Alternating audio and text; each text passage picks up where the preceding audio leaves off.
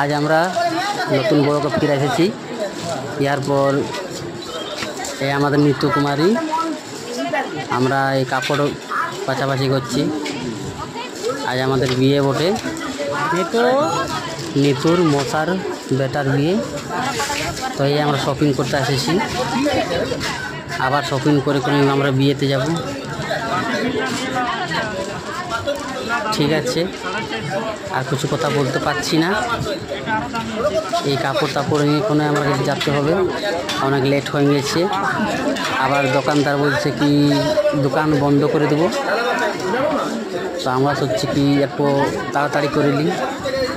ঠিক আছে, এবার তোমাকে আগলা বলোকে আরও কিছু নতুন দেখাবো। ঠিক আছে, রাখছি, ধন্যবাদ।